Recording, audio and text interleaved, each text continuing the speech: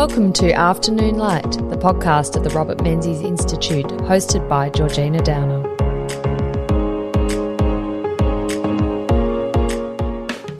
Hello, and on this week's episode of Afternoon Light, I am talking to Dr. Nick Richardson, who is a Melbourne-based author, journalist and academic, and author of 1956, the year Australia welcomed the world. He is also the CEO of the Melbourne Press Club and an adjunct professor of journalism at La Trobe University. Welcome to Afternoon Light, Nick. Thank you for having me. It's a pleasure. So we're going to talk about your book and the era, the 1950s. It's an era that has a bit of a reputation of being a time when not much happened in Australia. It was a quiet time, but here at the Robert Menzies Institute, we obviously think it's an era where a lot was happening. In fact, on the global stage, a lot really was happening. And it was a period of amazing social, cultural and economic changes in Australia too, which you've uncovered in your book. But why does it have that reputation, the 1950s, of being just a period of boring nothingness? It's the compelling question, really, I think, for those of us who look at contemporary history. And I think, to be fair, the most logical explanation for that is the 1940s were obviously dominated by World War II, and in the second part of that decade, the recovery from what had occurred, and all the Allied countries experienced that reconstruction in slightly different ways, and Australia's was unique in that sense. And then we had this period as the lead up to the 1950s, which became a decade, I think, in many ways, which started out to consolidate some of those post-war movements and ideas, but actually evolved into something far more dynamic. And they were lost, I think, in the excitement and the dynamism and the colour of the 60s that came after it. So it's that classic sense of you have twins, one dresses up, one dresses down. You notice the one who dresses up rather than the one that dresses down. So the 1950s could also be defined as not the 40s or the 60s. It gets lost as sort of piggy in the middle. Yes, it is. I think so. And that's why I think in many ways we need to look at it again, because there are things that are happening there. There is this economic change, there's this social change, there's this artistic and cultural change, and there is this sense of Australia starting to look outwards in ways that it hadn't before. Now, that internationalism, for want of a better word, is clearly a different perspective than that which occurred during World War II. That is clearly driven by a sense of deep insecurity and a profound sense of how do we defend this country that we live in. By the 1950s, when there is some distance being put between that, perhaps, and I think, as I say in the book, epitomised by the Olympics in Melbourne in 1956, there is a sense that we can look out with a bit more confidence, feel a bit more secure about relationships with our international neighbours. So there is something that's moving beyond that post-war sense of suspicion towards the end of the 1950s. But as you say, I mean, you title your book The Year Australia Welcomed the World. Australia was very different to what it is today. We were quite a young country, at least in terms of white settlement. Obviously, this is a period where the place and contribution of Indigenous Australians was not really well acknowledged or welcomed. But we had very strong connections still to Britain, and as part of our cultural national identity, it was still we were British subjects. Can you describe Australia in the 50s as a tourist from 2023 looking at it? What was it like? That's a really interesting question. I think we have to accept that it was a very stable country. It was a country that felt somewhat sure of other Australians, but still, in the early years of the 50s, still a little timid about what the rest of the world looked like. We were finding our way in terms of that consumer impulse. In the early 50s, we were still very much caught on the old style of what Australia was, the sheep's back, the sense of what had made Australia successful in an economic and social sense was still there, and there was still that degree of comfort. But underneath all of that, there were clearly things that were starting to move and shake. But if you arrived in Australia from somewhere else in the 1950s, you would have been taken by this sense of sedate country that kind of really didn't necessarily understand its possibilities. And there wasn't necessarily an urgency around exploring what those possibilities might look like. But we did explore the possibility, and it was, I think, in 1949, of hosting the Olympic Games, which is, by any stretch of the imagination, a grand opportunity to showcase your nation to the world. And developing nations, as they come up, they aspire to host the Olympic Games. I mean, you saw, of course, China hosting the Beijing Olympics. That was considered a moment when China really had made it. So Australia hosting the Olympic Games for the 56 Olympics, I mean, that must have been a huge moment to win that opportunity for Australia. Well, and the striking thing about that is that we look at these moments these days and we look at how this might occur. I mean, whether it's Brisbane coming up for the Olympics or whatever. But there is a sense that these things are done. There is either a political motive or there is an understanding that there is great bonus to be had economically and all of those kinds of things.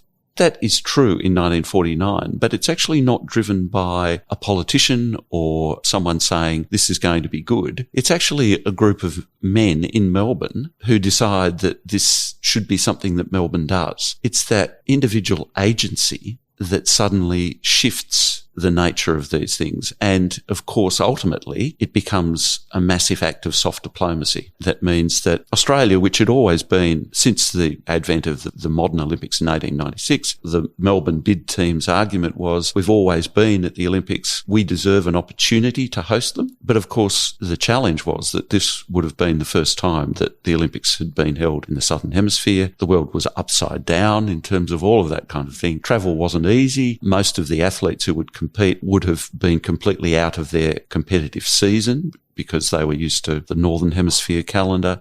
So there were real impediments to doing it. And in the end, the Melbourne bid won by a solitary vote. It's amazing. Yeah, and the key person who delivered them the vote was the Japanese delegate. Which is also amazing given the attitudes to Japan at the time. Can you tell me about that? There was certainly quite a lot of controversy around Japanese coming into Australia and the like. I mean, in 49, we're only talking 4 years after the end of the Second World War, the pain and memories of what had occurred through the Pacific War were still vivid and present. And the fact that the Japanese delegate was the person who delivered the vote to Australia was something that was not spoken about. It only emerged some months later that he had been the key to Melbourne securing the bid. But there were a number of people, including Vivian Bullwinkle, who was the nurse who survived the atrocity where Australian nurses were shot by the Japanese on the beach. She was against Japanese athletes coming. Australia had actually not invited Japan to the Davis Cup in 1949. There were still some very clear boundaries around how Australia was engaging with Japan. And yet at that point, Japan delivered the games to Australia.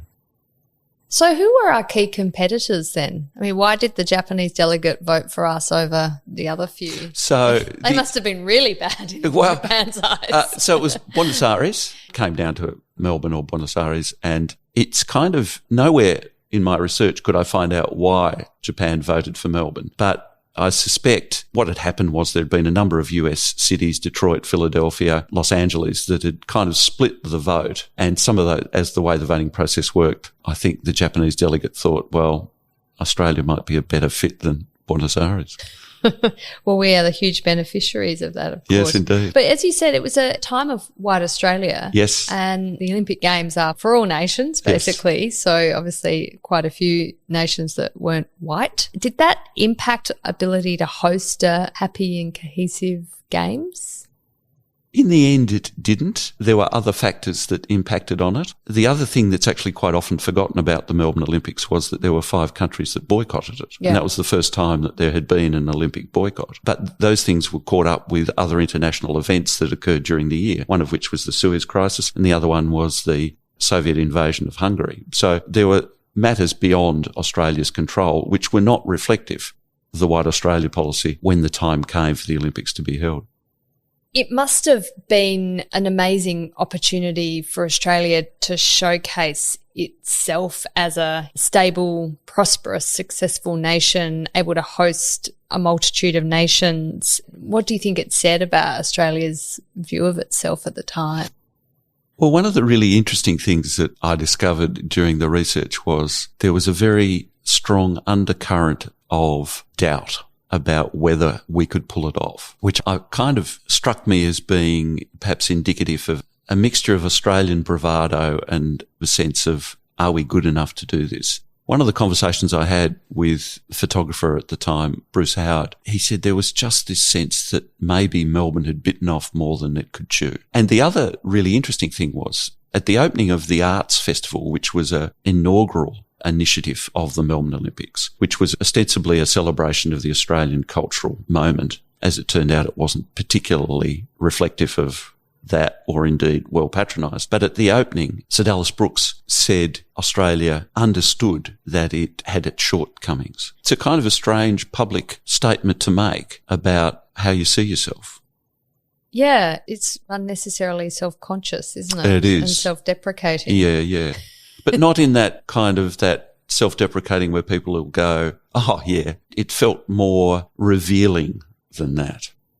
Like we've put on an art show of year 2 finger painting. And we're sorry about that. Yeah, that's we right. did our best. Yeah, we did our best. We only had year 2s. We could only get the 2-year-olds at the time. Yeah. How did it go, though, the Olympics? I mean, you say it was a time of boycotts, obviously a time of significant international tensions with the USSR invading Hungary. Did it go without a hitch, the Olympics? Oh, well, look, there are a couple of things, I suppose. It has to be said that Australia's security service was nervous about the arrival of 74 countries in the end that came. And there were obviously, because we were in the midst of the Cold War, there was a degree of suspicion about how that would play out. And that obviously could create some political and international tensions that had to be managed. So there was some very big planning that went into the Olympics from ASIO at the time. And some of those international tensions boiled over. There was the famous water polo match between Hungary and Russia, known as the blood in the water because of the conflicts that took place below the waterline. But there were also issues. There was Hungarian and Russian fencing bout at St Kilda Town Hall, and there were some protests around all of that. And Vladimir Kuts, the Russian distance runner who had performed extraordinarily well, won gold, press conference stroke public event, a woman walked up to where Kuts was sitting and upended a container that contained 7 red rats and accused him of being a red rat. So Kuts was kind of mystified and bemused by all of this, as you'd expect. But the interesting thing about all of that was that, as noteworthy as they were at the time, by the time we got to the end of the Games, in the build-up to the final ceremony, a 17-year-old boy in Melbourne called John Wing wrote to the head of the Melbourne Olympic Committee, Wilfred Kent Hughes, who was a former friend of Menzies and cabinet member, and suggested that rather than having a formal closing ceremony where everyone stayed within their national groups, that it would be a wonderful thing and a gesture of goodwill and international harmony to have the athletes mingle in the middle of the MCG. And Kent Hughes, to his credit, thought it was a great idea and made it happen. And that final ceremony with all the athletes happily on the MCG, waving farewell to a packed stadium, became emblematic of what the Games were. And in the aftermath, in terms of the press coverage in particular, it became known as the Friendly Games. Well, that's a wonderful legacy, especially considering the Cold War tensions that would have been such a feature and an overlay of the Games in 1956. There's a lovely story you recount of the rather, it sounded a bit amateur hour, the way we got the torch from the north of Australia, the Olympic torch, north of Australia down to Melbourne. Can you describe that?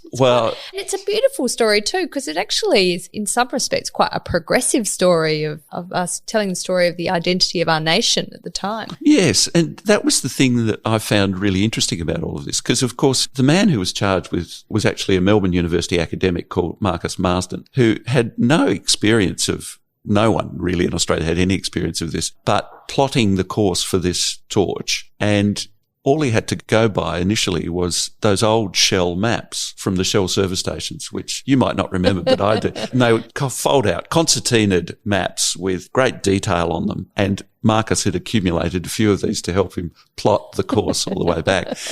So the Flame, of course, was flown to Darwin, and then it was put in some Canberra bombers to fly to Cairns, where it was due to start. the run from Cairns to Melbourne. The problem was that because the way that the torch had to be carried within, and there was a backup torch, of course, but they had to be carried within the cockpit of the plane, which meant that they had to fly 20,000 feet lower than they normally would. Oh, to keep it alight. Keep it alight, which also meant that they burnt more fuel. So, which also meant that they then had to have a refuelling stop. So they had to refuel at Cloncurry. But what happened is that because it was still very warm at Cloncurry and these bombers were so heavy, one of them got mired in the melting tarmac. Oh, no. And to try to release it, they had to put the thrusters on, basically. Not a technical term, but that in doing so, it threw up all the mangled tarmac and all this kind of stuff, which went into one of the other jets and made it unflyable. So they were left with one bomber and 2 torches, which managed to kind of basically get to Cairns on time, where the torch relay was kicked off. And the first runner was a member of the local Greek community. And the second runner was an Indigenous man called Anthony Mark, who ran barefoot. And he was from a mission some distance from Cairns. And so that was how this started. And there were floods, there were accidents, there were the whole thing. But when the time came for Ron Clark to carry the torch, it was there on time. It's an extraordinary story.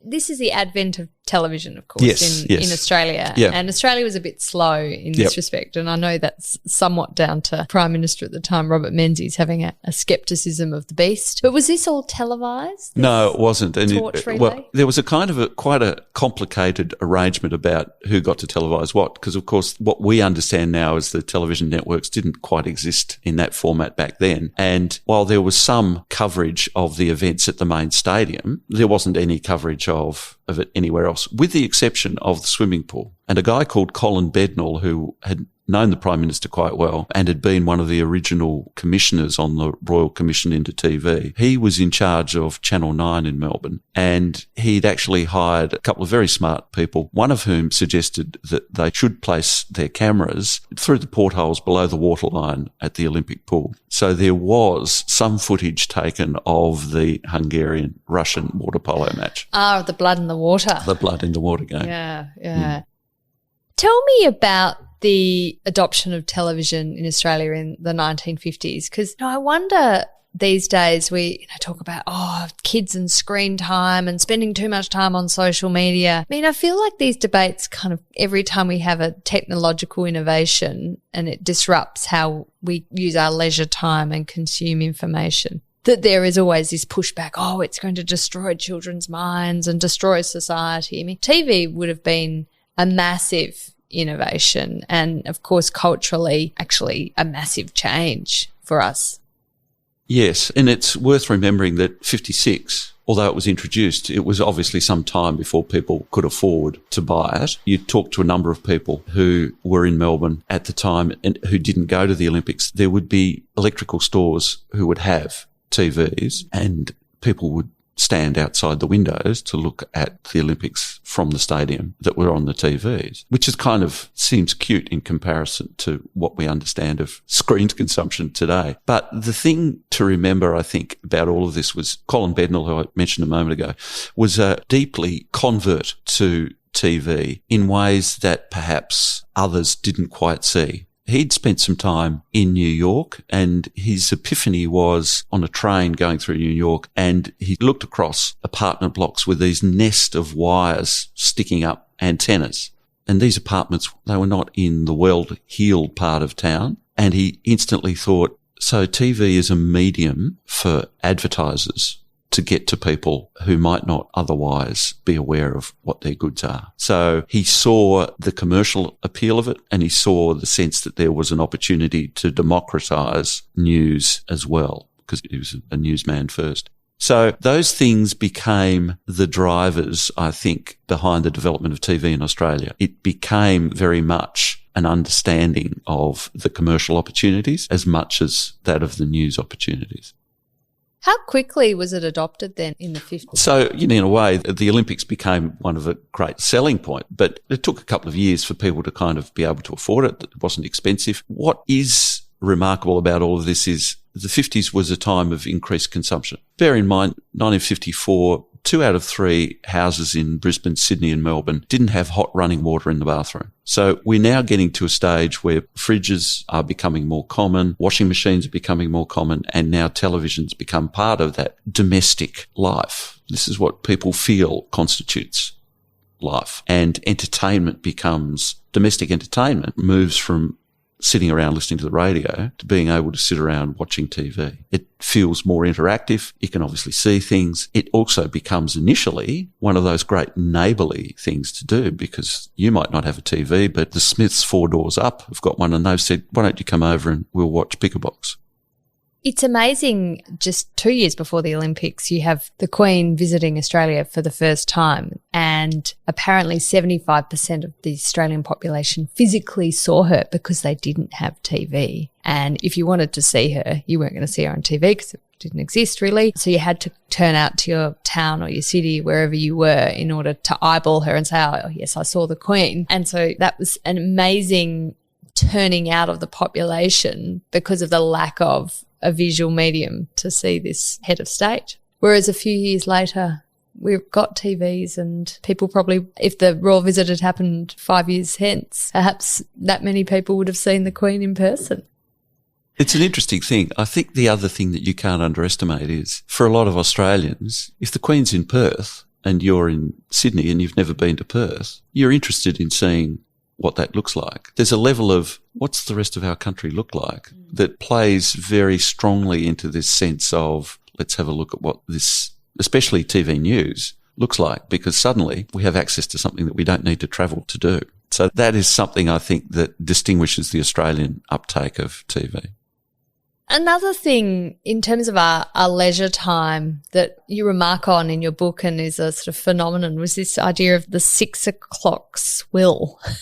Which I mean, it doesn't sound great, does it? Can you describe what the 6 o'clock swill was for those listeners who aren't familiar with it? Yes. So it was something that was introduced actually in 1919, and Victoria was the last state to get rid of it. And it's a very unedifying hour of heavy drinking for people who'd finished work on the way home from work, and they would go to the pub and they would have basically until 6 o'clock before the pubs closed to drink as much as they could or as little as they wanted to, obviously. But for the most part, for a lot of working men in particular, it became a concentrated exercise in working your way through a number of beers before you had to go home.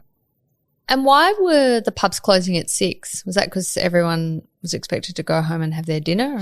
Well, that was partly it. Their families? Yeah, that was partly it. And in fact, there was a referendum in Victoria in March 1956 to see if people wanted to dispense with the 6 o'clock swill, because it was seen as, in some quarters, as being an impediment for tourists coming to Melbourne for the Olympics, because no other country had such a thing. And part of the rationale about keeping it was considered to be anti-family to open pubs up beyond 6 o'clock, which kind of is strange because there are a lot of clearly intoxicated people who went home to their family because of the concentrated activity of consumption that happened before 6 o'clock. Bizarrely, only 6 of 66 electorates supported the abolition of the 6 o'clock swill in 1956.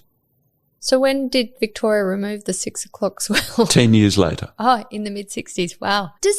The fact that Australia had this 6 o'clock swill and other countries didn't, did that reflect a social conservatism in Australia that you didn't see elsewhere? Yeah, I think that's true. And you might be familiar with that word that Australians seem to deploy, not so much these days, but did around the time of a wowser. And I think in some ways it's actually the description that's appropriate here. It was almost like we couldn't trust ourselves to say, you don't have to stop drinking at 6 o'clock. You can drink for longer. But it was also tied up with this notion of meals, because if you served a meal after 6 o'clock, you might be able to drink wine or whatever. But if you were only serving alcohol, you actually had to close your doors. So it also meant Australians had to think about, well, Victorians had to think about eating out as much as whether they wanted to keep drinking. So there were a whole lot of other issues that fed into that, around that sense of, do I get a better meal out? Why should I pay for a meal out? I get a good meal at home. There were all those kinds of things. And it wasn't until actually post-Olympics where there started to be that cosmopolitan sense of eating and drinking became more prevalent, that the idea that it was useful activity to take the family out for a meal at an Italian restaurant or whatever.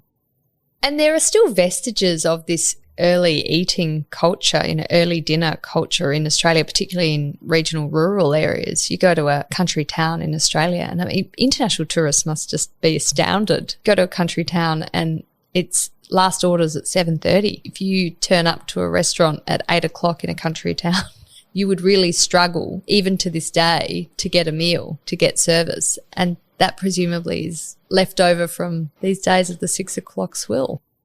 I think in part that's true. I also think, obviously, for a lot of regional towns, and I actually had a similar experience not that long ago in South Australian regional town, I think it's partly to do with people working on the land, getting up early. Their day is far more truncated than those of us who work in the city and might not get to work until 9 or whatever. For them, if they're starting work at 6, they not want to wait around till 8 o'clock for an evening meal.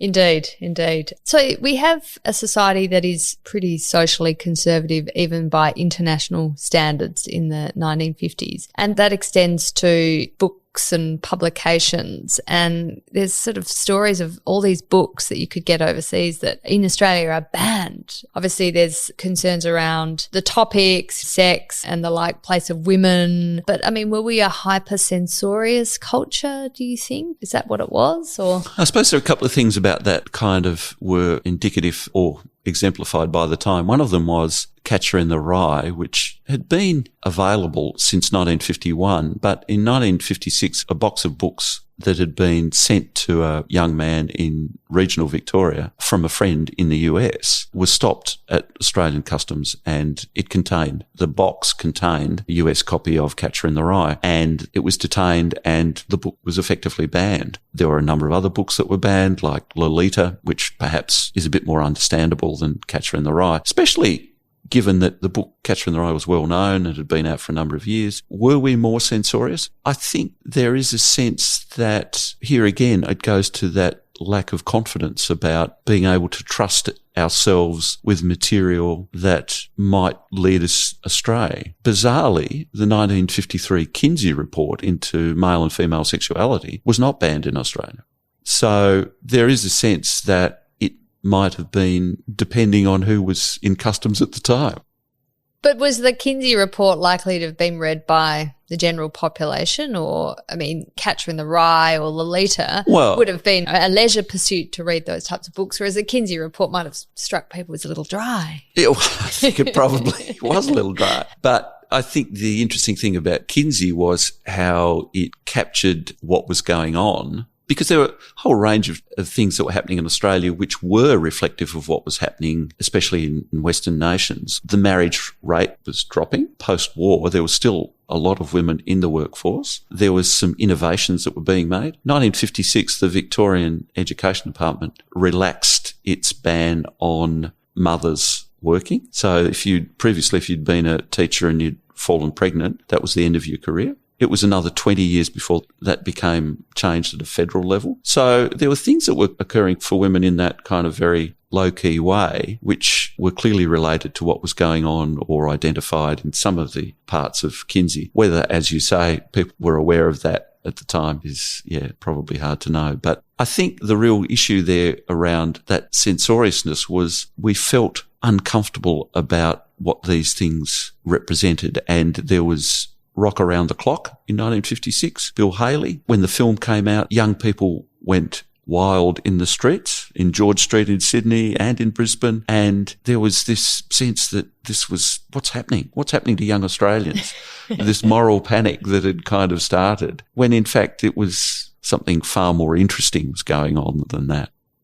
Something else you raise in your book is this advent of mass ownership of cars and what that did to our leisure opportunities and also changed the nature of our cities. Can you describe that phenomenon? Because we don't think about cars. Cars are just ubiquitous and everyone has one, and what we do on weekends, we do. We don't Yeah, I think that yeah. we wouldn't have been able to do that back in the past because we didn't really have cars. Well, cars changes the dynamic of not just city life, but suburban life as well. So if you have a car, you can live further away from where you work. You don't have to catch a bus. You don't have to walk to the shops. You can do all of those things. So suddenly it meant that the dimensions of our lives, of the lives of those people living in the 50s, became so much more layered. And it also meant that you could go to places that you wouldn't necessarily go to. You could go for a Sunday drive. You could go to the beach. You didn't have to catch a tram. You didn't have to pack up the whole family and wait for the train to arrive. You could get in the car, leave when you wanted to, and come home when you wanted to. So there was a kind of liberating sense around this. And the fact that the cars were such an important part of the economy was something that Menzies recognised early on. When inflation started to bite so early in the 50s, one of the tools at his disposal was to increase the sales tax on imported cars, because that was one of the key drivers of increased demand. So by doing that, not only did he help sedate the demand for overseas cars, it also meant that the local market became so much more affordable for people as well. So there was some really good outcomes for all of that. So these are the things that actually talk to grandparents about it. That's how they spent their time. Saturday might well have been working at home or in the second job. Sunday, the family came together. After lunch on Sunday, go for a drive. That was a leisure activity. Yeah. I still quite like a drive, actually. Yeah, I don't mind it myself. Yeah. A lot of Australian, I guess, intellectuals, the 60s, talked of the cultural cringe, and they were embarrassed of about Australia and how backward it was, how socially conservative it was, and it's all run off to London and be liberated, or the United States. Are there tangible examples of that? Do you think Australia was so very different culturally? I don't think it was very different at the coalface, but I think it was seen as different in other ways. And the example I use in the book is of Patrick White's Tree of Man, which was lauded overseas in the New York Times as a work of significant power and of great fictional expertise, but was subjected to very poor reviews in Australia, much to White's chagrin. And it was criticised for its ambition as much as anything else. It was this sense that the great Australian novel, which I think nowadays we kind of see as something of a chimera, it was the thing that White was seen to have aspired to but had failed to achieve. And I think all of that kind of thing was an unfortunate indicator of that lack of self-confidence, again, in a cultural sense. But at the other hand, we have something like The Summer of the 17th Doll, which premiered in Melbourne at the end of 55 and then opened the Elizabethan Theatre in Sydney in 1956 and was clearly a hit. And the great thing about Lawless Play is that it's an Australian story told in the Australian vernacular. And one of the great indicators of the rarity of this is during rehearsals, the Australian actors actually have to be coached into using their own accents because they had been spending all this time with the received pronunciation of doing overseas drama and international plays. But it's amazing listening to recordings of politicians, journalists and the like from the 50s. They do sound very English, much more so than today. And presumably that wasn't an affectation. That was just the accent of the time, and it's evolved over the decades. Well, it has, but like Michael Charlton, who's one of the early voices on ABC in the 1950s, he's clearly has English antecedents. And there was a sense that if you did have that, then that made you useful for broadcast. But I think the reality was people thought the equivalent of good speaking was speaking like that. My late mother would answer the phone with a certain tone, which we would deride her for somewhat mischievously at the end of the phone conversation. I didn't want to finish our discussion today, Nick, without mentioning the pokies, because I didn't realise this. I've never sort of thought too much about when did pokies become a phenomenon in Australia, but they were legalised in New South Wales. And, of course, that brings with it a whole manner of other problems. I mean, they continue to be very contentious to this day. I mean, Nick Xenophon made an entire political career out of banning the pokies. What was going on there? I mean, especially with all the social conservatism and concerns about upsetting the apple cart of Australian society, they were legalising pokies. I know. It's an interesting thing, isn't it? It's one of those moments in time where you look at it and you go, would you feel differently about this now if you knew how this would play out? And it was very much about the hotels and the clubs vying for influence and revenue and patronage. So those things become the key determinant around all of this. And of course, governments have to get involved to do this. And so in 1956, New South Wales government says yes, becomes one of the few legislatures anywhere in the world to legalise pokies. And here we are all these years later, as you say, contemplating the impact they've had. But even in those early years, there were clearly issues around who had becoming engaged with them, who was potential for them to have nefarious connections. There were threats, there were moments of conflict and criminal activity that all seemed to be bound up in all of this. But it went ahead and we find ourselves where we are now. And in New South Wales politics, it's still a massive bone of contention, even Indeed. at the upcoming state election. Did the federal government take a view on this? I mean, it's obviously a state matter, but did Robert Menzies come out and make a comment about concerns about the pokies, or just left it? I think it was very much that was up to the states. But there was no sense that this was going to go anywhere else. That was the thing. And I think that's what makes it interesting, is that the New South Wales example doesn't, at that time, suddenly set off this race for other states to do the same thing.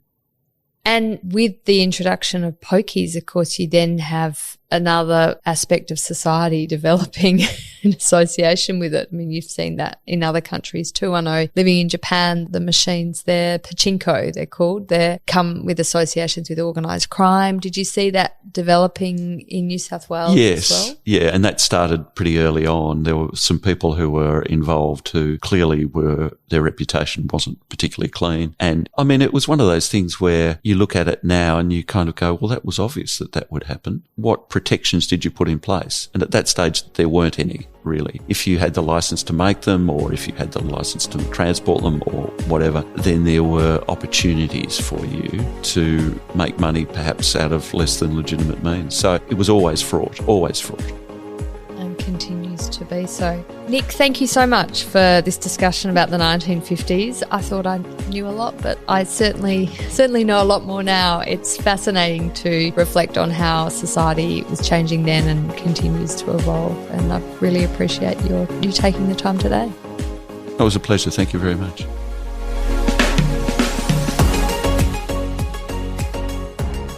That's it for this week's episode of Afternoon Light, the podcast of the Robert Menzies Institute.